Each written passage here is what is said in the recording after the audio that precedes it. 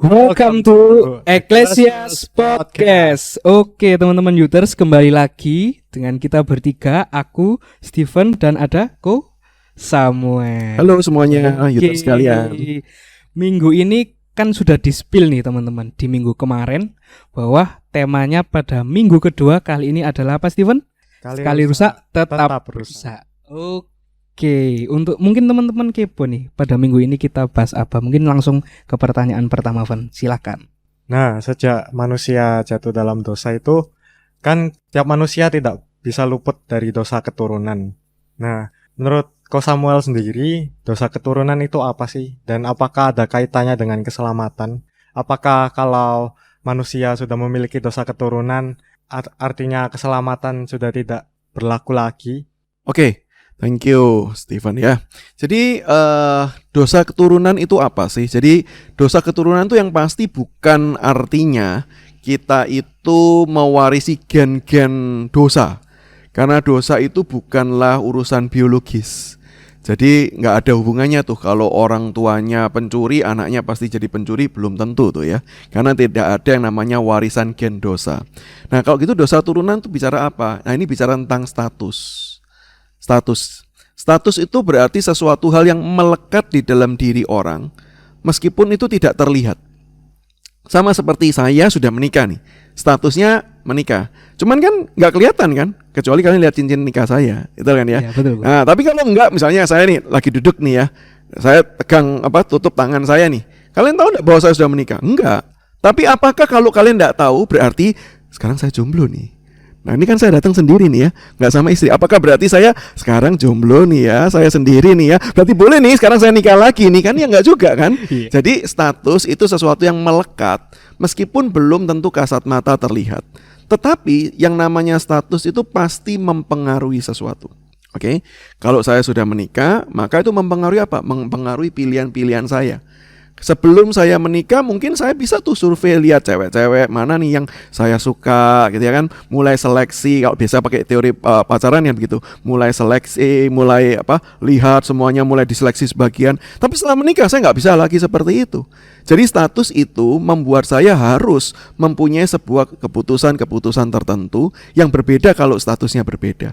Status itu memberikan sebuah ikatan dalam kehidupan saya dan mengarahkan saya untuk melakukan sesuatu berdasarkan status tersebut. Nah, ketika kita dikatakan kita ini statusnya orang berdosa, artinya apa? Artinya bahwa ya status itu kita adalah orang berdosa, kita terikat oleh dosa, dan dosa itu akan menggerakkan seluruh kehidupan kita adalah untuk dosa, demi dosa. Sehingga yang harusnya kalau minggu lalu kita sempat bahas hidup kita harusnya memuliakan Tuhan, sekarang tidak memuliakan Tuhan lagi. Karena apa? Karena ada ikatan tersebut. Nah itulah yang dimaksudkan dengan dosa keturunan. Dan kalau tanya ada enggak itu kaitannya dengan keselamatan? Jawabannya begini, semua manusia karena lahir dari manusia berdosa, maka statusnya adalah orang berdosa. Meskipun kalau tanya apakah bayi langsung berbuat dosa, jawabannya enggak. Tapi karena dia lahir dari seseorang yang berstatus orang berdosa, manusia yang sudah jatuh di dalam dosa, maka bayi pun juga adalah orang yang berdosa. Statusnya sebagai orang berdosa, tetapi belum secara aktif melakukan dosa. Nah, sehingga dalam hal ini apa kaitannya dengan keselamatan?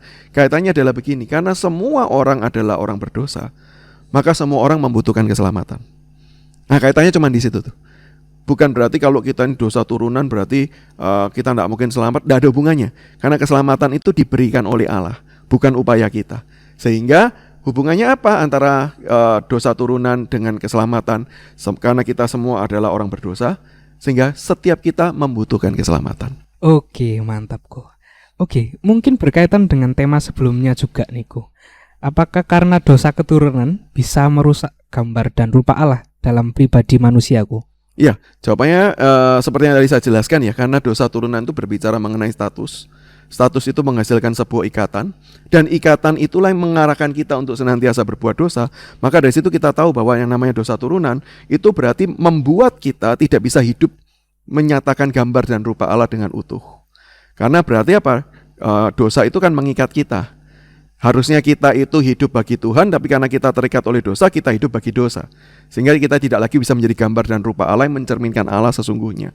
Ketika dosa itu mengarahkan kita untuk melakukan sesuatu yang jahat, maka kita tidak melakukan kehendak Tuhan. Bahkan sebenarnya bukan cuma sekedar melakukan yang jahat loh. Dosa itu bisa membuat kita pasif.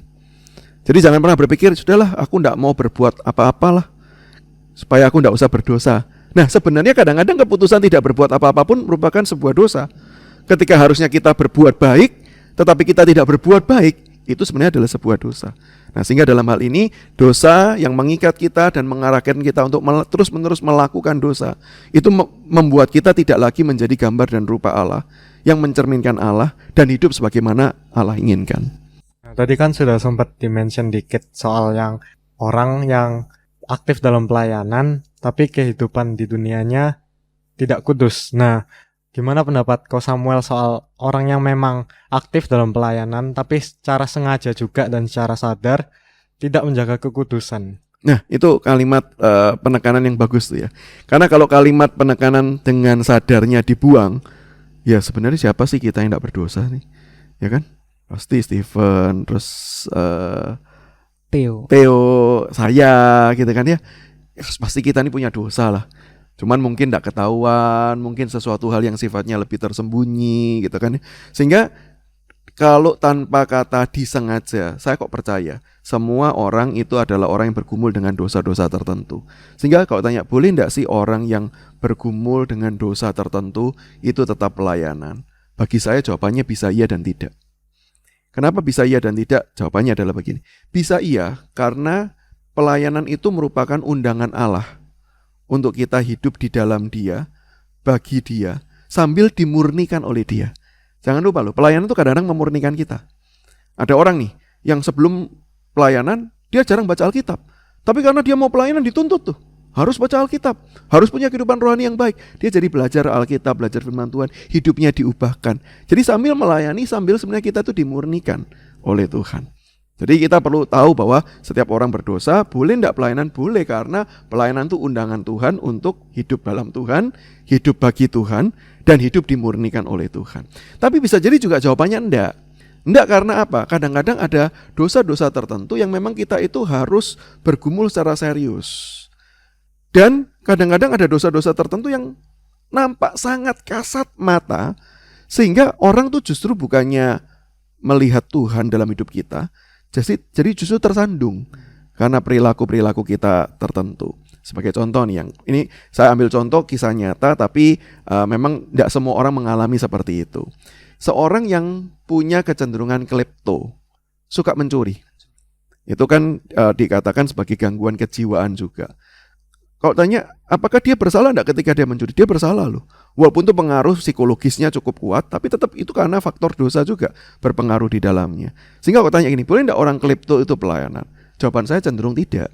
Bukan karena dia berdosanya ya, tapi karena gini loh, dosa itu dosa yang kasat mata, yang kadang-kadang orang tuh lebih mudah tersandung karena hal tersebut.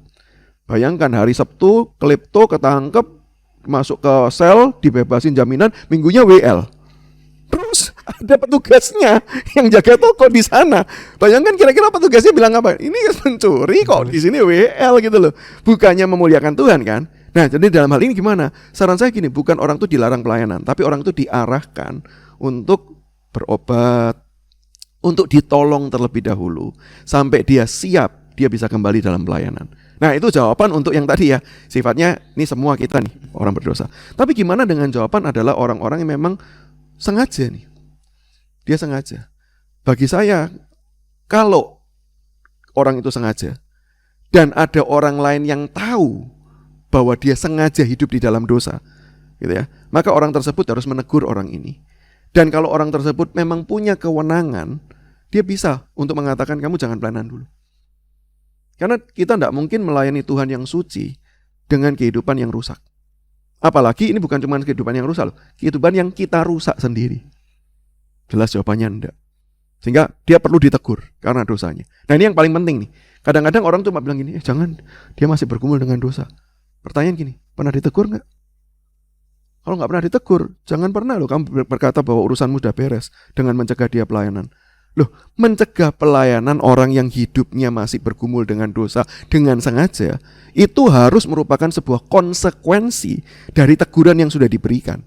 Karena kamu sudah ditegur dan kamu belum mau berubah, saya hentikan pelayananmu. Supaya apa? Orang itu tahu bahwa Allah yang suci tidak bisa dilayani dengan sembarangan. Kalau teguran tidak ada, tiba-tiba di-cut, orang bisa mikirnya apa? Ih, dia jealous sama aku nih. Ih, dia benci sama aku. Ih, dia jealous sama aku. Dia nggak ngerti kesalahannya, dan dia nggak bisa melihat kemuliaan Allah, kesucian Allah melalui dihentikannya pelayanan tersebut. Nah, sehingga dalam hal ini kalau orang itu tetap hidup dalam dosa, tetap sengaja merusak dirinya, pertama-tama yang perlu dilakukan adalah menegur dulu, dinasehati dulu, dididik dulu. Dan penghentian pelayanan itu terjadi sebagai konsekuensi untuk mengatakan, sorry ya, karena kamu masih bergumul, kita stop dulu. Karena Allah terlalu suci untuk dilayani seperti itu. Bukan berarti saya juga sangat suci sehingga boleh melayani Allah. Bukan. Tapi karena saya ketika jatuh di dalam dosa, bisa jadi bukan sesuatu hal yang artinya saya terus-menerus lakukan dan kerjakan hal seperti itu. Nah, sehingga itu dari sudut orang yang tahu. Tapi kalau dirinya sendiri nih, saya nih sadar, saya masih nih senang dengan dosa tertentu dan saya sulit lepaskan, saya cenderung akan berkata kalau itu kesadaran kita, ya kewajiban kita untuk berkata, saya enggak pelayanan dulu deh. Kenapa? Saya harus mengoreksi diri saya sendiri. Nah, tapi umumnya kategori yang terakhir ini ya, kalau sampai orang itu sadar dia berdosa, dia masih bergumul dengan dosa, umumnya pasti dia akan memutuskan enggak mau pelayanan sih. Jadi nggak ada orang yang terlalu pede gini, aku masih suka nih berdosa, tapi aku mau sambil melayani Tuhan. Rasanya kok nggak ada sih yang begitu sih. Umumnya kalau dia sadar dia rusak, dia bergumul, dia nggak akan mau melayani Tuhan. Begitu.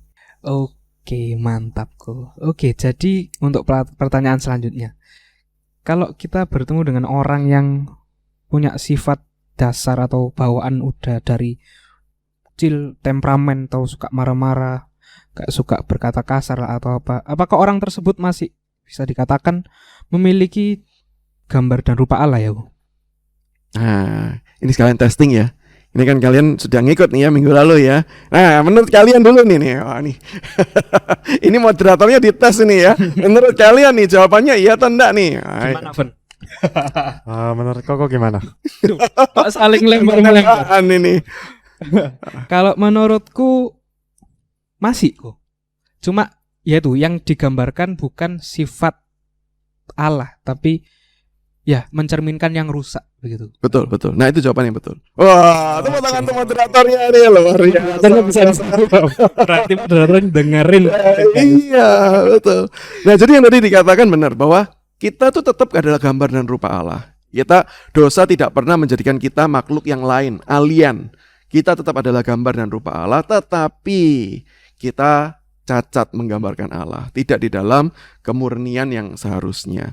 Sehingga kalau tanya apakah orang yang punya sifat bawaan, karakter yang buruk itu mencerminkan Allah, jelas jawabannya tidak lah, nggak mencerminkan Allah. Cuman yang saya mau garis bawahi begini nih, teman-teman, siapapun kita ya, youtuber sekalian ya, ada orang yang selalu berkata gini, ya aku ya dari dulu tuh begini nih, mau terima ya terima, nggak mau terima ya sudah nih.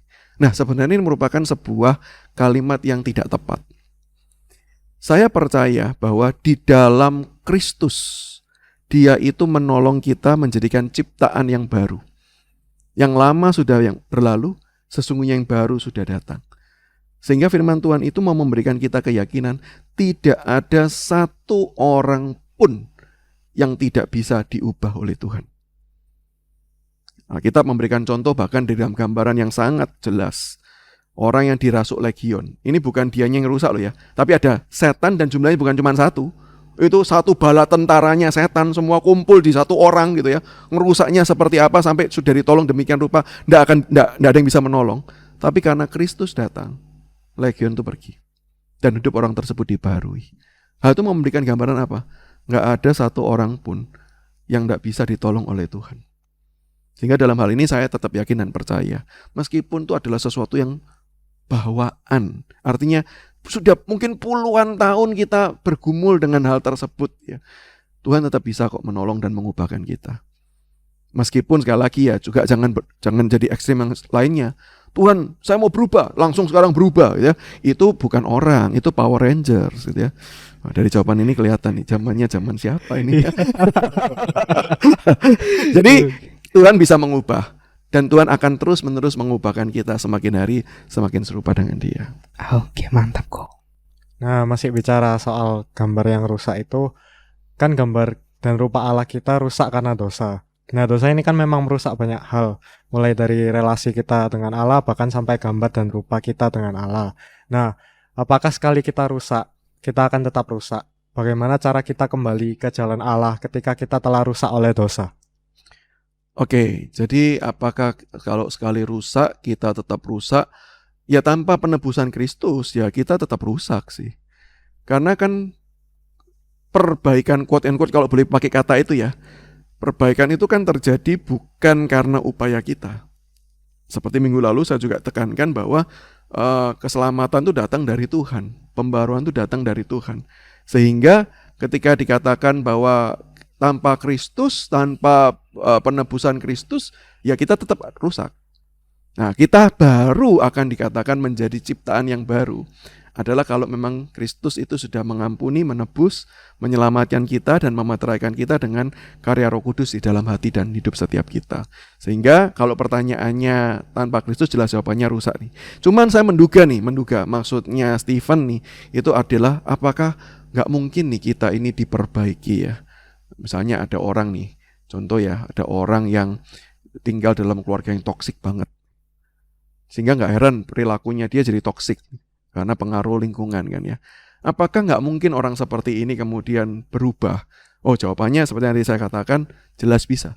Karena di dalam Tuhan ada kuasa yang memperbarui kehidupan. Tuhan bisa menolong setiap kita. Bahkan kecanduan yang paling parah, Tuhan bisa mengubah. Tuhan bisa memperbaiki. Sehingga di dalam Kristus ada pengharapan. Karena di dalam Kristus kita dari gambar yang rusak dipulihkan menjadi anak-anak Allah. Diberikan kemampuan untuk hidup menyatakan kembali kemuliaan Allah. Dan yang kedua, kita satu langkah, satu tahap demi satu tahap diperbaiki menjadi ciptaan yang baru. Oke, nah sama nih ada pertanyaan selanjutnya aku. Kalau kita punya nih kenalan yang kita udah tahu nih, mungkin teman kita hidupnya rusak, hidupnya sudah jatuh dalam dosa. Nah, apa peran yang mungkin dapat kita lakukan untuk teman kita supaya kita juga nggak terjerumus dan menjadi rusak gitu bro? Oke, ini pertanyaan yang bagus dan ini menurut saya pertanyaan yang mudah dijawab, tapi seringkali nggak mudah untuk dilakukan. Ya. Iya. Jadi yang pertama gini teman-teman, kita perlu tetap ingat ya, kerusakan itu terjadi bukan pada diri orang lain saja, tapi dalam diri kita juga. Cuman mungkin beda areanya, beda pergumulannya. Ada orang yang ditawari 1M nggak tertarik tuh. Tapi ada orang yang bahkan dengan ditawari 1M, 1000 juga diembat kok gitu kan ya. Ya berarti pergumulan dia kan tentang uang. Ada orang tuh yang ditawarin pergumulan seksual, dia nggak tertarik tuh. Tapi ada orang yang nggak usah ditawar-tawari, dia cari-cari sendiri. Nah, kesadaran bahwa setiap orang itu lemah, setiap orang tuh punya pergumulan dosanya masing-masing, harusnya menolong kita ketika melihat sesama kita yang jatuh, tidak menghakimi. Nah ini yang paling penting. Seringkali yang terjadi adalah ketika kita melihat orang lain jatuh, kita tuh suka pointing, menunjuk, kamu jatuh, kamu begini. Seolah-olah kita ini beres hidupnya. Nah, sikap menghakimi itu yang pertama-tama harus kita koreksi.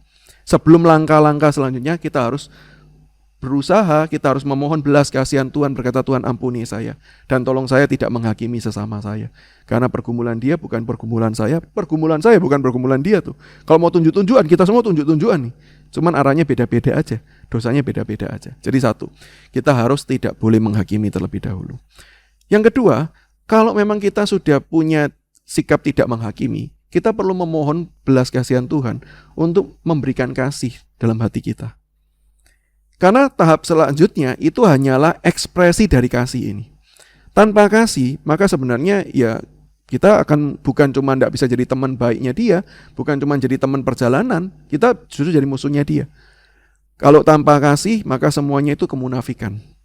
Maka kita perlu memohon Tuhan, ajar saya untuk mengasihi sesama saya, termasuk mereka yang jatuh dalam dosa. Nah, itu step kedua yang setelah itu harus diekspresikan. Karena kasih tidak bisa cuma omongan. Kasih harus diwujudkan dalam tindakan. Apa tindakannya? Yang pertama jelas harus tetap jadi temannya. Meskipun dia jatuh dalam dosa apapun nih. Bahkan misalnya dosa yang sekarang nih ya, kita anggap ini paling serius, kita anggap loh ya. Walaupun saya tidak menganggap itu dosa yang paling berat, tapi banyak orang yang menganggap seperti itu. Misalnya apa? Dosa seks, free sex, bahkan misalnya zaman sekarang homoseks gitu ya. Nah orang menganggap wah itu dosa yang paling berat, ini penghuni neraka semua ada di sana. Kita tidak bisa kemudian menghakimi mereka seperti itu. Kita tidak bisa kemudian tidak menyatakan kasih kepada mereka. Kita dipanggil adalah untuk menyatakan kasih kita kepada mereka dengan cara apa? Jadi teman. Jadi teman. Seperjalanan hidup mereka. Nah, jadi teman, tetap mau berrelasi baik dengan mereka, tetap menyatakan kasih kita kepada mereka. Itu yang harus kita lakukan. Sambil tetap menegur dosanya. Nah, perhatikan cara susunan saya menjawab. Saya tidak menegur dulu, baru menyatakan kasih loh. Nyatakan kasih dulu, baru tegur. Karena ini kalau dibalik, belum nyampe yang kedua, yang pertama sudah merusak. Relasi sudah rusak, belum apa-apa saya tegur. Kamu ya berdosa begitu. Tidak mungkin mau berteman lagi kan ya. Saya harus nyatakan kasih saya dulu, saya harus jadi teman perjalanan, saya harus terima dia. Saya akui bahwa oke, kamu mungkin punya pergumulan sama seperti saya punya pergumulan. Saya tetap jadi teman baikmu walaupun kamu punya dosa apa. Ya dosamu mungkin bukan dosaku. Aku tidak bisa menyelami dosamu. Tapi kita tetap bisa jadi teman baik. Sambil setelah itu saya tetap katakan, tapi bagaimanapun itu dosa loh. Kita tetap berteman, tapi itu dosa. Itu salah. Kita tetap perlu menegur. Nah sekali lagi kalau bicara bahkan topik teguran, ini panjang lebar nih. Alkitab mengajarkan tegurlah di 4 mata terlebih dahulu. Kalau nggak bisa ajak saksi, kalau nggak bisa baru ajak di pertemuan besar, betul ya. Yang artinya apa sih? Menegur itu bukanlah urusan sepele. Menegur itu harus ekspresi dari kasih. Maka tadi yang saya tekankan kasihnya kan. Kalau kamu mau menegur orang, koreksi hatimu dulu. Kalau nggak ada kasih, jangan tegur. Karena bisa jadi itu adalah wujud kesombongan. Tapi kalau kamu mengasihi dia, tegurlah. Belum tentu orang ditegur senang sih, nggak apa-apa. Tapi karena kita sudah menyatakan kasih, dia tahu kok bahwa dia menegur. Aku nggak senang dengan tegurannya, tapi aku tahu dia mengasihi saya. Meskipun bisa jadi dimusuhi dulu, dijauhin dulu, tapi satu titik bisa jadi orang itu kembali karena dia tahu kita tetap sahabat yang baik. Begitu. Setelah menegur, setelah mengasihi, menjadi teman seperjalanan, kita tegur. Nah, yang berikutnya, yang penting juga adalah bantu, tolong. Mungkin kita tidak bisa menolong banyak hal, tapi ada bagian-bagian yang kita bisa kerjakan dan lakukan untuk orang tersebut. Karena kasih tanpa perbuatan pada hakikatnya adalah mati. Maka kita perlu mengasihi dengan menyatakan perbuatan kita. Apa sih yang kita bisa kontribusikan hidup saya buat menolong kamu lepas dari dosa ini? Oh ya, aku perlu kamu teleponi setiap hari ini, karena ini ada titik rawan saya. Ini saya pernah nih menolong orang ya, anak bimbing saya yang bergumul dengan dosa tertentu. Dia berkata, tolong kok, setiap hari ini paling gampang saya jatuh. Karena ini capek, bla bla bla, tolong telepon saya. Ya saya telepon. Apakah menelepon pasti membuat dia nggak jatuh? Enggak juga loh. Tapi saya melakukan bagian yang bisa saya kerjakan, yang saya bisa kontribusikan dalam kehidupannya. Nah sehingga seringkali ini yang kurang. Kita tidak melakukan apa sih yang harusnya menjadi peran kita, apa sih yang menjadi bagian kita. Bahkan seringkali kita suka memakai topeng di belakang. Udahlah yang penting saya doain aja. Oh betul, bukan berarti doa nggak penting. Tapi doa kita juga perlu menunjukkan peran kita di dalam bagian-bagian tertentu dalam kehidupannya. Nah, ekspresi 3 kasih inilah. Jadi kalau total mungkin 5 ya. Yang pertama, kita harus berdoa memohon Tuhan memurnikan hati kita, tidak menghakimi. 2, minta Tuhan hati yang mengasihi. Dan hati yang mengasihi diungkapkan dengan cara apa? 1, mau jadi teman seperjalanan. Ingat orang itu bergumul dengan dosa sudah mungkin bertahun-tahun, sehingga kalau lepas bukan sehari 2 hari. Ya kita perlu berjalan bersama dengan dia, jadi teman perjalanan. 2, jangan lupa tetap tegur, dosanya tetap perlu ditegur. Dan 3, kita tawarkan apa yang kita bisa kerjakan dan lakukan buat dia. Oke, mantap. Aku mau sedikit highlight katanya Ko Samuel tadi, kasih tanpa perbuatan ya Ko. Hakikatnya mati. Oke, ya, mirip iman lah, karena kan kasih itu wujud dari iman. Oke, dari pembahasan yang wow pada podcast minggu kedua ini, mungkin dari Ko Samuel ada nggak nih closing statement untuk tema sekali rusak tetap rusak? Oke teman-teman, youtuber sekalian, sekali rusak tetap rusak, benarkah? Jelas jawabannya Tidak, dalam pengertian Tuhan memberikan kita kemampuan, Tuhan memberikan kita pertolongan supaya kita hidup bagi Dia, hidup memuliakan Tuhan, hidup mengasihi Tuhan, dan hidup menyatakan siapakah Tuhan itu sesungguhnya. Jadi di dalam Kristus yang menyelamatkan kita ada pembaharuan, di dalam Kristus kita ditebus, diperbaharui, dijadikan ciptaan yang baru. Jadi dalam Kristus yang rusak bisa dijadikan alat kemuliaan Allah. Oke. Jadi yang di dalam Kristus yang rusak akan dijadikan alat kemuliaan Allah itu. Oke, mantap. Oke, jadi untuk podcast di minggu kedua ini sudah selesai, Youters teman-teman. Untuk minggu depan nih, kira-kira kita bahas apa nih, Steven, untuk minggu depan? Wah, minggu depan ini temanya agak sulit ini. Berat Apakah Allah itu bisa gagal? Waduh, kok justru kita bertanya, apakah Allah bisa gagal? Menurutmu gimana, Von? Nggak tahu ya? Aduh. Gimana kalau dijawab sekarang cepat gitu? Waduh. Jawabannya tidak. Tidak, gue minggu depan masih ada kok. Menurutmu gimana, Van? Bisa gagal nggak, Van? Nggak tahu ya? Nggak tahu deh. Juga nggak tahu, Van. Kalau gitu kita dengerin sama-sama di podcast minggu ketiga minggu depan. Oke, teman-teman, see you next week and bye-bye, Youters.